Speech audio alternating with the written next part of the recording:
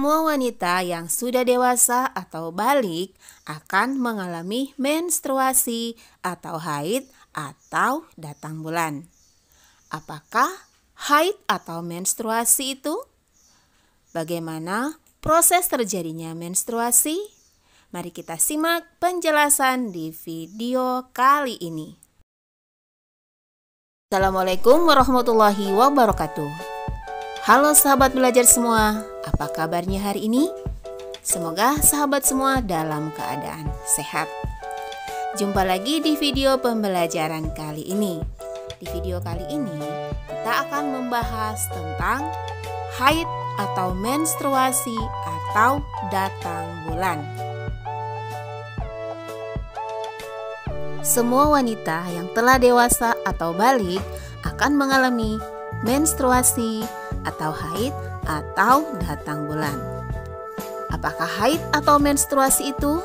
Bagaimana proses terjadinya menstruasi? Mari kita simak penjelasan di video kali ini. Haid atau menstruasi merupakan peristiwa darah yang keluar dari dinding rahim pada wanita pada saat-saat tertentu dalam keadaan sehat, bukan karena sakit ataupun setelah melahirkan. Hormon apa saja yang berperan dalam proses menstruasi atau haid? Nah, sahabat semua, pada proses menstruasi ini akan dikendalikan oleh berbagai macam hormon, seperti hormon estrogen, progesteron, LH, dan hormon folikel stimulasi atau FSH. Hormon-hormon ini akan bekerja bersama-sama untuk mengatur pelepasan sel telur, perkembangan endometrium, dan perubahan dalam sistem reproduksi wanita selama siklus menstruasi. Di sini ada 3 hal yang harus diketahui tentang peristiwa haid atau menstruasi.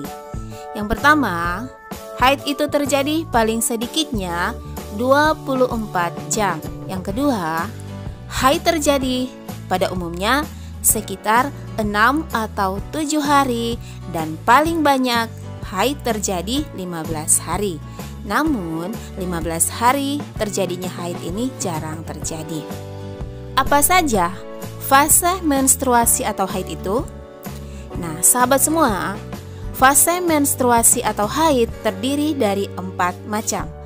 Yang pertama adalah fase menstruasi. Fase menstruasi merupakan fase pertama dalam siklus menstruasi. Pada fase ini biasanya berlangsung dari hari pertama hingga hari kelima atau hari ketujuh. Fase menstruasi ditandai dengan meluruhnya lapisan rahim atau endometrium dari vagina ketika tidak terjadi pembuahan. Fase yang kedua yaitu fase folikuler. Fase ini terjadi setelah menstruasi selesai. Tubuh akan mulai mempersiapkan ovarium atau indung telur untuk melepaskan sel telur atau ovulasi di tengah siklus. Fase ini akan terjadi di hari ke-6 hingga hari ke-14. Hormon estrogen akan mulai meningkat sehingga merangsang endometrium untuk tumbuh kembali. Selanjutnya, fase yang ketiga yaitu fase ovulasi. Fase ini terjadi sekitar pertengahan siklus atau hari ke-14. Hormon luteinizing atau LH akan mengalami peningkatan sehingga memacu atau memicu pelepasan sel telur matang dari salah satu ovarium. Sel telur yang telah dilepaskan akan berpindah ke tuba falopi dan akan menempel pada dinding rahim. Jika sel telur tidak dibuahi, maka akan melebur dalam kurun waktu 24 jam. Setelah itu terjadilah fase ovulasi. Pada fase ovulasi ini, vagina akan mengeluarkan cairan semacam lendir dari leher rahim. Fase yang keempat yaitu fase luteal. Fase luteal ini berlangsung dari hari ke-15 hingga hari ke-28. Pada fase ini, sel telur yang telah dilepaskan dari ovarium akan bergerak dari tuba falopi menuju ke rahim.